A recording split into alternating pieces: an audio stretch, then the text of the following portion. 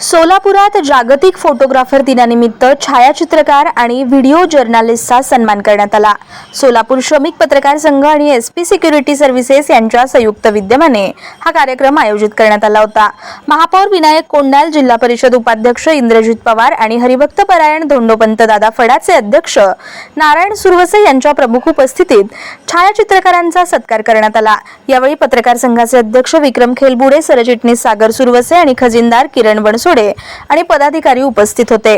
छायाचित्रांमधून एखाद्या परिसरातील विकासाचा पूर्वीचा आणि आताचा बदल नागरिकांसमोर प्रभावीपणे मांडता येतो।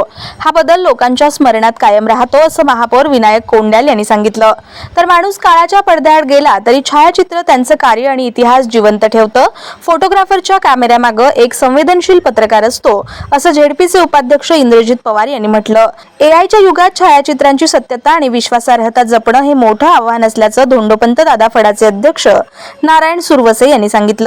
यावेळी विविध माध्यमांचे पत्रकार, छायाचित्रकार आणि कॅमेरामन मोठ्या संख्येने उपस्थित होते।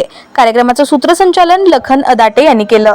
कॅमेऱ्याचा एक किस्सा फोटोचा बाबतीत माझ्या समोर घडलेला आहे। मी छत्रपती शिवाजी महाराजांच्या मूर्तीचं जे जिल्हा परिषदेची आहे त्याचं सुशोभीकरण करावं आणि हे करावं म्हणून ते माननीय पालकमंत्र्यांना विनंती केली, त्यांनी पण मान्य केली। त्याच्यात बोरगावचे एक पाटील म्हणून गृहस्थ आले। ते लोकल बोर्ड म्हणजे जिल्हा परिषद स्थापन व्हायच्या अगोदर लोकल बोर्ड होता आणि लोकल बोर्डाने त्यावेळेस ते पाटील काय तर लोकल बोर्डाचे सदस्य होते। त्यांनी राजेंद्र प्रसादांना आणून तो जिल्ह्यातला सगळ्यात पहिला पुतळा जो पंचायत समिती उत्तरला आहे आणि त्यांनी ते म्हणजे काय नोंदच नव्हती ना, आता जिल्हा परिषद स्थापन नव्हती। आम्ही बरंचसं बघितलं नोंद आहे का की बाबा कधीच आहे। त्यांनी म्हणले आमच्या आजोबांनी केलेलं आहे, त्यांचे कोन्सिलावर नाव असावं।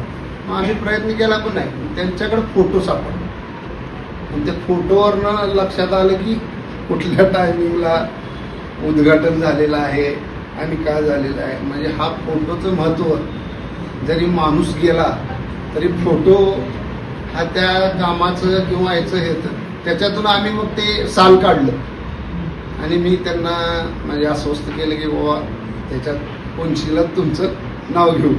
एवढं फोटोग्राफरचं महत्त्व आहे। आता फोटोग्राफर तुम्ही फोटो बरोबर तुमच्यात एक पत्रकार बी दडलेला असतो। बरेच जण त्याच्याबरोबर बातमी पण लगेच हे करून टाकते। तर तुम्हाला सगळ्यांना शुभेच्छा। तर या फोटोग्राफर दिनानिमित्त फोटोग्राफरांचं काय काम असतं आणि त्याच्यातून काय साध्य होतं। आता एका 4.5 लाख वारकऱ्यांचं अध्यक्ष या नात्यानं थोडंसं वेदांत बी सांगावा म्हणून एक थोडंसं सांगतो। फोटोग्राफरचं काम हे 10 वर्षे, 20 वर्षे, 100 वर्षापूर्वीची आठवण आपण जतन करू शकतो, ठेवू शकतो। एखाद्या फोटोग्राफरनं 100 वर्षापूर्वी काढलेला फोटो 100 वर्ष काय जो माणूस जिवंत आहे तोपर्यंत त्याची आठवण म्हणून तो सांभाळू शकतो।